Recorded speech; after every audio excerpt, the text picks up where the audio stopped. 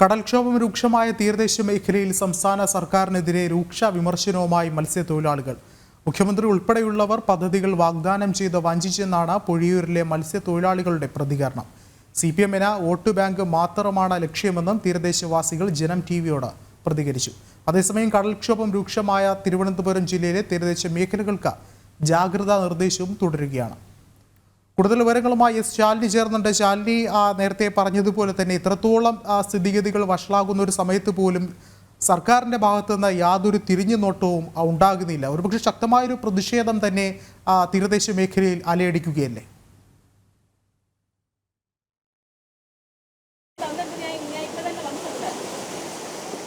വിഷ്ണു, അത് തന്നെയാണ്. ഏകദേശം 30 മണിക്കൂർ പിന്നിട്ടിരിക്കുകയാണ് ഈ ഒരു പൊഴിയൂർ ഉൾപ്പെടെയുള്ള തീരദേശ മേഖലകളിൽ കടൽക്ഷോഭം രൂക്ഷമായിട്ടും നിരവധി വീടുകൾ കടലെടുത്തിട്ടും ആ മണിക്കൂറുകൾ പിന്നിടുമ്പോഴും കൃത്യമായ ഉദ്യോഗസ്ഥരോ സർക്കാർ തലത്തിൽ നിന്നുള്ള പ്രതിനിധികളോ ഇങ്ങോട്ടേക്ക് എത്തിയിട്ടില്ല എന്നുള്ളതാണ് ഏറ്റവും പ്രധാനപ്പെട്ട കാര്യം. അത്തരത്തിൽ ദുരിതം അനുഭവിക്കുകയാണ് പൊഴിയൂർ ഉൾപ്പെടെയുള്ള തീരദേശ മേഖലകളിലെ 100 കണക്കിന് വീടുകളുടെ താമസക്കാരും മത്സ്യത്തൊഴിലാളികളും എന്നുള്ളതാണ്. നമ്മൾ രാവിലെ ഇവിടെ എത്തിയപ്പോഴൊക്കെ ഈ വീട്, നമുക്കിപ്പോൾ ദൃശ്യങ്ങളിൽ കാണുന്ന ഈ വീട് ഇവിടെ ഉണ്ടായിരുന്നു. പക്ഷേ ഉച്ചയോടുകൂടി വേലിയേറ്റം കൂടി ശക്തമായ കടൽക്ഷോഭം രൂക്ഷമായതിന്റെ ആഘാതത്തിൽ ഈ വീടുകളൊക്കെ തന്നെ തകർന്നു വീഴുന്ന കാഴ്ചകൾ കൂടിയാണ് നമ്മളിപ്പോൾ കണ്ടുകൊണ്ടിരിക്കുന്നത്. അത്തരത്തിൽ കടുത്ത ദുരിതത്തിലേക്ക് തീരദേശ മേഖല പോവുകയാണ്. വലിയ രീതിയിലുള്ള വിമർശനങ്ങൾ സംസ്ഥാന സർക്കാരിനെതിരെ ഉയരുന്നുണ്ട്, ജനപ്രതിനിധികൾക്കെതിരെ ഉയരുന്നുണ്ട് എന്നുള്ളതാണ് ഏറ്റവും പ്രധാനപ്പെട്ട കാര്യം. കാരണം ജൂൺ ജൂലൈ മാസങ്ങളിൽ ഇത്തരത്തിലുള്ള കടൽക്ഷോഭവും കടലാക്രമണവും ഒക്കെ തന്നെ രൂക്ഷമായിരുന്നു. പക്ഷേ അത്തരത്തിൽ രൂക്ഷമാകുന്ന സാഹചര്യത്തിൽ മാത്രം വേണ്ട സഹായങ്ങൾ സർക്കാർ ചെയ്യുന്നു. പക്ഷേ അവർക്ക് വേണ്ടൊരു ശാശ്വത പരിഹാരം സർക്കാർ തലത്തിൽ നിന്ന് ചെയ്യുന്നില്ല. പക്ഷേ ഇന്ന് മാസങ്ങൾക്ക് മുൻപ് തന്നെ ഇത്തരത്തിൽ കടലാക്രമണവും കടൽക്ഷോഭം രൂക്ഷമാകുന്നു. കള്ളക്കടൽ പ്രതിഭാസമാണ് ഇത്തരത്തിലൊരു വേലിയേറ്റത്തിനും കടൽക്ഷോഭത്തിനും ഒക്കെ കാരണമെന്നുള്ളതാണ് വിദഗ്ധർ ചൂണ്ടിക്കാട്ടുന്നത്. ആലപ്പുഴയിൽ ഉൾപ്പെടെ കടലിറങ്ങുന്നു. തിരുവനന്തപുരം പൊഴിയൂർ ഉൾപ്പെടെയുള്ള മേഖലകളിൽ കടൽ കയറുന്ന കാഴ്ചകൾ കൂടി നമ്മൾക്ക് കാണാൻ സാധിക്കുന്നത്. നിരവധി ദുരിതാശ്വാസ ക്യാമ്പുകൾ ഈ ഒരു ഘട്ടത്തിൽ തീരദേശ മേഖലയുടെ വിവിധ ഭാഗങ്ങളിൽ ആരംഭിച്ചിട്ടുണ്ട്. അത്തരത്തിൽ അതിരൂക്ഷമായ കാറ്റ്, അതിരൂക്ഷമായ കടൽ കയറ്റം, അതാണിപ്പോൾ പൊഴിയൂർ ഉൾപ്പെടെയുള്ള തീരദേശ മേഖലകളിൽ നമുക്ക് കാണാൻ സാധിക്കുന്നത്. നിരവധി വീടുകളിലെ ആളുകൾ ഇപ്പോഴും ആശങ്കയോടുകൂടിയാണ് ഈ ഒരു മണിക്കൂറിൽ ഈ തീരദേശ മേഖലയിൽ തുടരുന്നത് എന്നുള്ളതാണ് ഏറ്റവും പ്രധാനപ്പെട്ട കാര്യം. പ്രാഥമിക കാര്യങ്ങൾ നിർവഹിക്കാൻ അവർക്ക് കഴിയുന്നില്ല, അവർക്ക് ആഹാരം പാകം ചെയ്യാൻ കഴിയുന്നില്ല, കുടിവെള്ളം എത്തിക്കുന്നില്ല. പൈപ്പ് ലൈനും ഒക്കെയായി സർക്കാർ പദ്ധതികൾ ഇവിടെ എത്തിക്കുന്നുണ്ട്. പക്ഷെ അതിൽ വെള്ളം പോലും എത്താത്തൊരു സാഹചര്യം, കുടിവെള്ളം പോലും ഇല്ലാത്തൊരു യാഥാർത്ഥ്യ സ്ഥിതിയിലേക്ക് ഇവരെ എത്തുകയാണ്. ഈ പ്രദേശത്തെ തീരദേശവാസികളായിട്ടുള്ള ആളുകൾ നമുക്കൊപ്പം ചേരുകയാണ്. ചേച്ചി, എന്താണ് നിലവിലൊരു സാഹചര്യം? ഏകദേശം ഒരു ദിവസം പിന്നിട്ടിരിക്കുന്ന ഈ ഒരു കടൽക്ഷോഭം രൂക്ഷമാണ്. ഇതിനു മുമ്പേ ഇങ്ങനെയൊക്കെ ഉണ്ടായിട്ടുണ്ട്. ഞങ്ങൾക്ക് സ്കൂളിലൊക്കെ പോയി കിടന്ന് ഞങ്ങളെ വിരട്ടിയൊക്കെ വിട്ട് ഞങ്ങൾ ഭവനത്തിന് ഒരു ഭവനം തരും ഇങ്ങനെ ചോദിച്ചിട്ട് പോലും ഞങ്ങൾക്ക് ഭവനം തരണില്ല.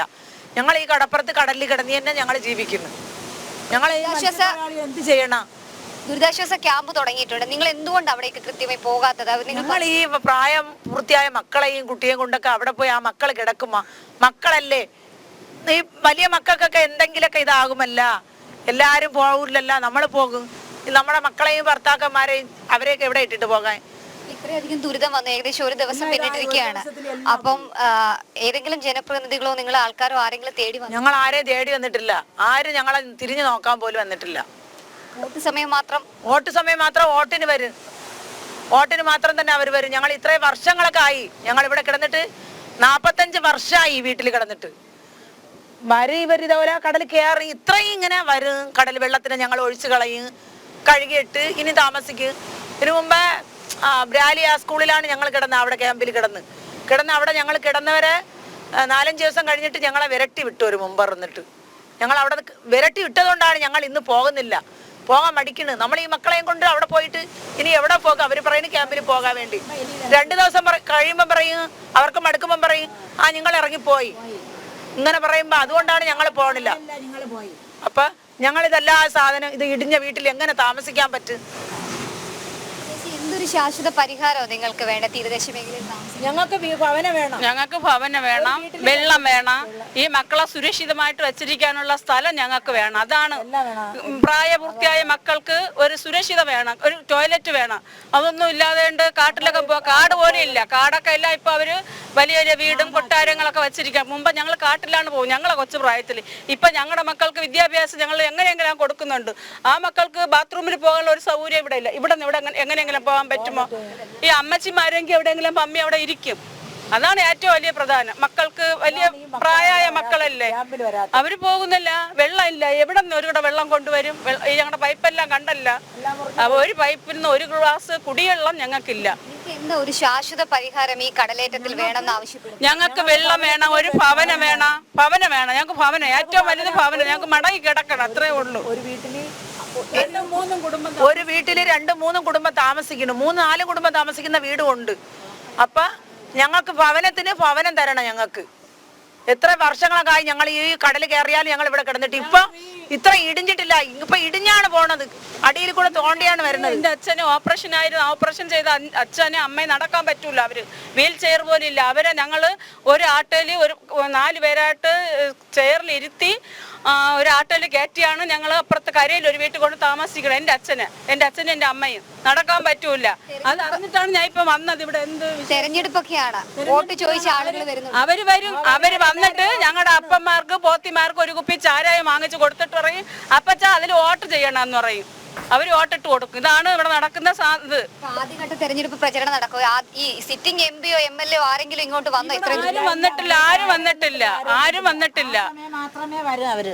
ആ സമയം മാത്രമേ അവര് വോട്ടിന്റെ സമയം ആവുമ്പോ ആൾക്കാരെ വന്ന് എങ്ങനെയെങ്കിലും മെണഞ്ഞു പിടിച്ച് ആ പിള്ള പറഞ്ഞതുപോലെ ഒരു കുപ്പി ബ്രാൻഡ് കൊണ്ടുവന്നിട്ട് അവർക്ക് കൊടുക്കും. ഞങ്ങൾക്ക് കടലിൽ മീൻ പിടിക്കാൻ പോകാനും വഴിയില്ലാതെ മത്സ്യത്തൊഴിലാളി ഇതാ കിടക്കുന്ന, മത്സ്യം പിടിക്കാൻ വഴിയില്ലല്ല.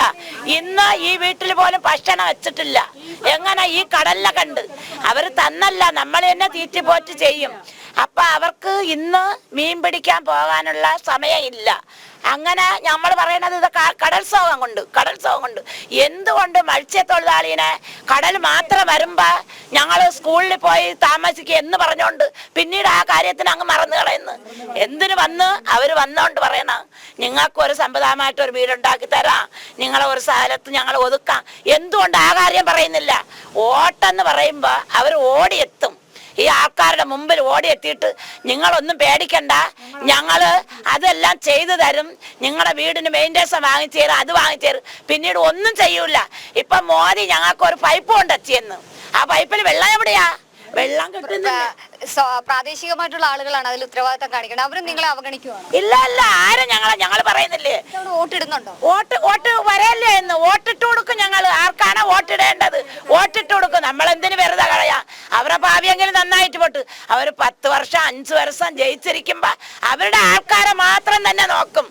4 വീട് അവിടെ നിന്ന് വരുമ്പോ അവര് 3 വീട് ഉണ്ടാക്കുന്നത് അവരുടെ വീട്ടുകാർക്ക് മാത്രം. ഈ പാവപ്പെട്ട ജനങ്ങളെ തിരിഞ്ഞു നോക്കുന്നില്ല. 45 വർഷമായിട്ട് ഈ വീട് കടലിൽ കിടന്ന വീട് ഇന്ന് ഈ സമയം ഒരു അച്ഛനും അമ്മയും മക്കളും ഈ വീട്ടിൽ താമസിക്കുന്നു. ഒരു ഭവനം പോലും കൊടുക്കുന്നില്ല. എന്തുകൊണ്ട്? അപ്പൊ സർക്കാർ എന്തിനിരിക്കുന്നു? വോട്ടിന് മാത്രമേ ഇരിക്കുന്നു. സർക്കാർ ഞങ്ങളുടെ കൂടെ നിയന്ത്രിച്ച് വരണ്ടേ പിള്ളേരെ നോക്കാൻ? ഈ രാത്രി തന്നെ ഈ വീട്ടിൽ കിടക്കുന്ന ഈ കൂടയിൽ കിടക്കുന്ന മക്കൾ മരിച്ചുപോയാ ആ സർക്കാർ എന്ത് ചെയ്യും? അങ്ങ് കളയാൻ പറയും. അവര് മരിച്ചല്ല, അത് അങ്ങ് പോട്ടെ എന്ന് പറയും. സർക്കാർ ഞങ്ങളെ കൊണ്ടാണ്, പാവങ്ങളെ കൊണ്ടാണ് അവിടെ നല്ല ജീവിതം അവർ ജീവിക്കുന്നത്. വസ്തുക്കളും സത്തുക്കളും സ്വത്തുക്കളും സ്വർണങ്ങളും ഇടുന്നത് അവരാരെയും കൊണ്ടില്ല. മത്സ്യത്തൊഴിലാളിയാണ് അധ്വാനിക്കുന്ന ഫലം കൊണ്ടാണ് അവർ ഇങ്ങനെ ഇരിക്കുന്നത്. കൊറോണ സമയത്തും പ്രളയ സമയത്തും ഒക്കെ പറഞ്ഞത് മത്സ്യത്തൊഴിലാളികൾ കേരളത്തിന്റെ സൈന്യമാണെന്നാണ് മുഖ്യമന്ത്രി പറഞ്ഞത്. അവർ രണ്ട് കുത്തിയപ്പോ പോലും മത്സ്യത്തൊഴിലാളിയെ ജനസംഖ്യ കുറച്ചാൽ കൊണ്ട് പറയുന്നത് അവർ വലിയ രീതിയിലുള്ള പ്രതിഷേധം അവർ അറിയിക്കുന്നുണ്ട്. കാരണം വോട്ട് ചെയ്യുന്നത് ആലോചിച്ചിട്ടായിരിക്കും, പലരും വോട്ട് ചെയ്യില്ല എന്ന് പറയുന്നുണ്ട്. അത്തരത്തിൽ മരണം വരുമ്പോഴോ അല്ലെങ്കിൽ അത്തരത്തിലുള്ള ആവശ്യങ്ങൾ വരുമ്പോൾ അവരെ സഹായിക്കാനോ അല്ലെങ്കിൽ ഇത്തരത്തിലുള്ള കടൽക്ഷോഭം ഉൾപ്പെടെ വരുമ്പോൾ എത്തുന്നില്ല എന്നുള്ളതാണ് അവർ പറയുന്നത്.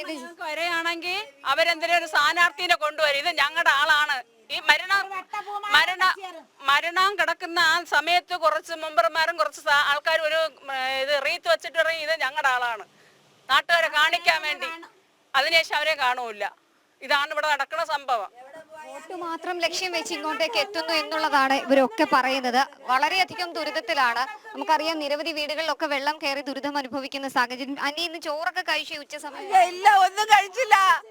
സത്യമായിട്ട് ഒന്നും തന്നില്ല, ഞങ്ങൾ കഴിച്ചില്ല. വ്യാപിക്കാൻ വ്യാടിയായിട്ടിരിക്കുന്നു, എല്ലാം ഇടിഞ്ഞു പൊടിഞ്ഞു കിടക്കുന്നു. എന്താ പറയാനുള്ള? ഈ സ്ഥാനാർത്ഥികൾ വരുന്നു, തെരഞ്ഞെടുപ്പ് വരുന്നു, വന്ന് തിരിഞ്ഞു നോക്കണില്ല, ഇടയിൽ കിടക്കുന്നത് കൊണ്ട് അവരാരും ഞങ്ങളെ മെയിൻ ചെയ്യുന്നില്ല. സർക്കാർ സർക്കാരിനോട് പറയുമ്പോൾ അവരുടെ ഭാഗത്തു നിന്നുള്ള പ്രതികരണം എന്താ? നിങ്ങളെ പാടെ സർക്കാർ വന്നാലില്ലേ ഞങ്ങൾ പറയും, സർക്കാർ വന്നില്ല ഞങ്ങൾ പറയണില്ല. ഞങ്ങൾ ഇവിടുന്ന് പള്ളിക്കൊടുത്ത് പോയാലും വെള്ളമില്ല, ഇവിടെയും ആകാറയില്ല. ഞങ്ങളെ വീട് മാത്രം തന്നാ മതി, വേറെ ഒന്നും വേണ്ട. പട്ടണിയെങ്കിലും ഞങ്ങളെ പട്ടണയിൽ കിടക്കാം, ഇത്ര തന്നെ പറയാറുണ്ട്. ഞങ്ങൾക്ക് വീടിന് വീട് തരും. കടലെടുക്കുന്ന വീടിന് പകരം വീട് കൊടുക്കണം എന്നൊരു ആഗ്രഹം മാത്രമാണ് ഈ വയോധികരായിട്ടുള്ള ഉൾപ്പെടെ വ്യക്തമാക്കുന്നത്. കാരണം കടലിൽ പോയി ജോലി ചെയ്താൽ മാത്രമേ അവർക്ക് ജീവിക്കാൻ കഴിയുള്ളൂ. അത്തരത്തിലുള്ള ആവശ്യങ്ങൾ അവർ മുമ്പോട്ട് വെക്കുന്നുണ്ട്. ഇപ്പോൾ കടക്ഷോഭമായതുകൊണ്ട് തന്നെ വലിയ രീതിയിലുള്ള നിയന്ത്രണം തുടരുന്നുണ്ട്. കടലിൽ പോകരുത് എന്നുള്ള ജാഗ്രതാ നിർദ്ദേശം തുടരുന്നൊരു സാഹചര്യം കൂടിയുണ്ട്. മത്സ്യബന്ധന തൊഴിലാളികളും തീരദേശവാസികളും സുരക്ഷിത സ്ഥാനത്തേക്ക് മാറണം എന്നുള്ളതാണ് കേന്ദ്ര കാലാവസ്ഥാ നിരീക്ഷണ കേന്ദ്രത്തിന്റെ സംസ്ഥാന ദുരന്ത നിവാരണ അതോറിറ്റിയുടെയും ഒക്കെ മുന്നറിയിപ്പ്. പ്രത്യേക കൺട്രോൾ റൂമുകൾ ജില്ലാ ഭരണകൂടങ്ങൾ തുടങ്ങിയിട്ടുണ്ട്.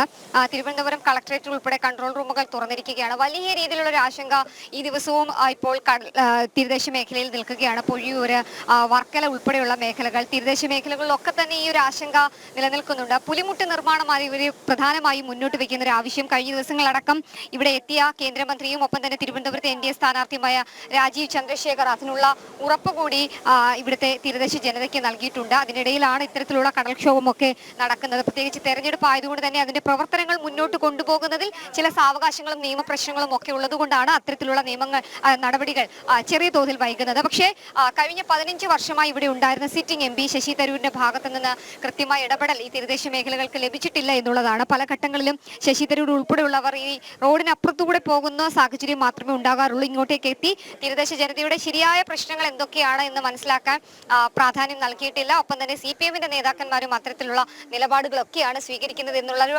ആശങ്കയാണ് ഈ ഓരോ ഘട്ടങ്ങളിലും ഇവരൊക്കെ വ്യക്തമാക്കുന്നത്. നമ്മൾ രാവിലെയൊക്കെ കാണിച്ചതുപോലെ ദൃശ്യങ്ങൾ ഇവിടെ നമുക്ക് കാണാം. ഈ ഒരു വീട്, അല്ലെങ്കിൽ ഇത് മുൻപ് വീടായിരുന്നു, ഈ കതക് തുറന്നാൽ നേരെ കാണുന്നത് കടലാണ് എന്നുള്ളതാണ് ഏറ്റവും ആശങ്കാജനകമായ കാര്യം. അത്തരത്തിൽ വലിയ രീതിയിലുള്ള ബുദ്ധിമുട്ടും ആശങ്കകളും പേറിയാണ് ഓരോ കടലിന്റെ മക്കളും ഇവിടെ ജീവിക്കുന്നത് എന്നുള്ളതാണ്. അത്തരത്തിൽ ബുദ്ധിമുട്ടുകൾ തുടരുകയാണ്, ആശങ്കകൾ തുടരുകയാണ്. ഇന്ന് രാവിലെ നമ്മൾ തത്സമയ സംപ്രേഷണം വരുമ്പോൾ ഉണ്ടായിരുന്ന വീടുകളൊക്കെയാണ് ഇപ്പോൾ ഇവിടെ നിലംപൊത്തി എനിക്ക് പിന്നിലായി ഈ കിടക്കുന്നത്. നമ്മൾ രാവിലെ ലൈവ് നിൽക്കുമ്പോൾ ഈ വീട് ഇവിടെ ഉണ്ടായിരുന്നു, വീടായി തന്നെ ഇവിടെ ഉണ്ടായിരുന്നു, നമ്മുടെ ദൃശ്യങ്ങളിൽ അതുണ്ടായിരുന്നു. പക്ഷേ ഇപ്പോൾ ആ വീട് മുഴുവനായും തകർന്ന് കടലിലേക്ക് പതിച്ചിരിക്കുന്ന സാഹചര്യമാണ്. ഇതിന്റെ അടിയിലെല്ലാം തന്നെ പൊള്ളയായ രീതിയിലാണ്. നിരവധി വീടുകൾ ഇനിയും തീരദേശ മേഖലകളിലുണ്ട്. അതൊക്കെ ഈ 2-3 ദിവസത്തിനുള്ളിൽ കടലെടുക്കുമോ എന്നുള്ളൊരു ആശങ്കയാണ് ഓരോ തീരദേശ ജനതയെ ആളുകളും പങ്കുവെക്കുന്നത്. പ്രത്യേകിച്ച് 3 ദിവസം കൂടി ഈ ഒരു പ്രതിഭാസം തുടരുമെന്നുള്ളതാണ് കാലാവസ്ഥാ നിരീക്ഷണ കേന്ദ്രവും സംസ്ഥാന ദുരന്ത നിവാരണ അതോറിറ്റിയും ഒക്കെ പങ്കുവെക്കുകയും ചെയ്തു. അത്തരത്തിൽ ആശങ്കകൾ തുടരുകയാണ്.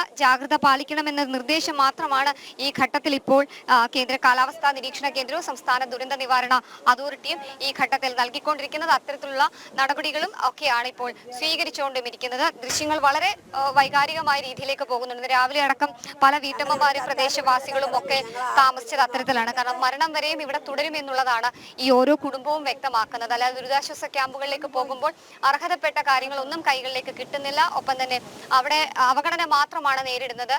ഇത്രയും നാളും നമ്മളെ സഹായിക്കാത്തവർ ഇപ്പോൾ എന്തിന് ഈ ഒരു ദുരിതാശ്വാസ ക്യാമ്പുകളിലേക്ക് നമ്മളെ കൊണ്ടുപോകണം എന്നൊരു കാര്യം മാത്രമാണ് അവർ ചോദിക്കുന്നത്. എന്തായാലും മാറ്റമുണ്ടാകുമെന്ന് പ്രതീക്ഷിക്കാം. സർക്കാരിന്റെ മുന്നിലേക്ക് ഇത് എത്തുമെന്ന് പ്രതീക്ഷിക്കാം. തെരഞ്ഞെടുപ്പിന് മുൻപിലെങ്കിലും ഈ ബാക്കിയുള്ള വീടുകളെങ്കിലും സംരക്ഷിക്കുമെന്നുള്ള ഒരു പ്രതീക്ഷയിലാണ് ഇപ്പോൾ ഈ കുടുംബങ്ങളും ഒപ്പം തന്നെ ഈ തീരദേശവാസികളും ഉള്ളത്.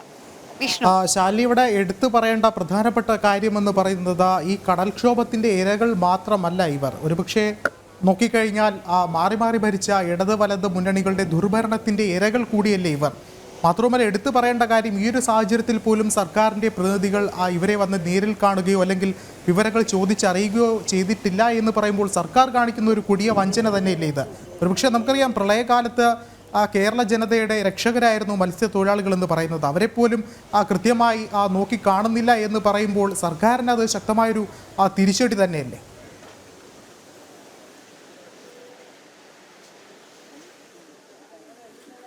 വിഷ്ണു, അത് തന്നെയാണ് നമ്മളിപ്പോൾ ദൃശ്യങ്ങളിൽ കണ്ട കാഴ്ചകൾ വളരെ പൈശാചികമാണ്. കാരണം അത്രയധികം ഈ ഒരു ഉച്ച സമയത്ത് കടൽ കയറിക്കൊണ്ടിരിക്കുകയാണ്. വിഷ്ണു സൂചിപ്പിച്ചതുപോലെ തന്നെയാണ് നമുക്ക് നമ്മുടെ ക്യാമറയിലൂടെ അടക്കം ഈ വെള്ളം അതിന്റെ തിരയടിച്ച് ഉപ്പുവെള്ളം തെറിക്കുന്ന കാഴ്ചകൾ കൂടിയാണ് നമ്മളിപ്പോൾ ഇവിടെ തത്സമയം പ്രേക്ഷകരിലേക്ക് പങ്കുവെക്കുന്നത്. കാരണം അത്രയധികം ദുരിതമുണ്ട്, അത് പ്രേക്ഷകരിലേക്ക് എത്തണം എന്നുള്ളതാണ്. പ്രത്യേകിച്ച് നമ്മൾ സൂചിപ്പിച്ചതുപോലെ തന്നെയാണ് സർക്കാരിന്റെ അവഗണന, ഒപ്പം തന്നെ മാറി മാറി വന്ന ഇടത് വലത് മുന്നണികളുടെ അവഗണന. ആ അവഗണനയുടെ ഇരയാണ് ഇവിടെയുള്ള ഓരോ തീരദേശവാസികളും എന്നുള്ളതാണ് ഏറ്റവും പ്രധാനപ്പെട്ട കാര്യം. അതിന്റെ ഉദാഹരണങ്ങളാണ് ഇവിടെയുള്ള പലരും ഇവിടെ നിന്ന് ജീവനും കയ്യിൽ പിടിച്ച് പലായനം ചെയ്യുന്ന ഒരു സാഹചര്യത്തിലേക്ക് കാര്യങ്ങൾ എത്തുന്നത് എന്നുള്ളതാണ് ഏറ്റവും പ്രധാനപ്പെട്ട കാര്യം. അത്തരത്തിൽ നമുക്ക് ഒപ്പം ഇവിടെ ഇപ്പോൾ ഒരു പ്രദേശവാസിയുണ്ട്. അദ്ദേഹത്തിന്റെ വീട് പൂർണ്ണമായും തകർന്നു. നമ്മൾ കഴിഞ്ഞ കുറച്ചു മുമ്പ് കാണിച്ച ആ വീടിന്റെ അടുക്കള ഭാഗം അല്ലെങ്കിൽ അതിന്റെ പ്രധാന ഭാഗമാണ്. ആ വീട്ടിൽ നിന്നും അവര് ബാക്കി സാധനങ്ങൾ പറക്കി ദുരിതാശ്വാസ ക്യാമ്പുകളിലേക്കും ഒപ്പം സമീപ വീടുകളിലേക്കും വാടക വീട്ടിലേക്കും ഒക്കെ മാറുകയാണ്. അദ്ദേഹത്തോട് തന്നെ ചോദിച്ചിട്ട്, ചേട്ടാ ഇന്നലെ വീട് ഏകദേശം മോശമായിട്ടുണ്ട്,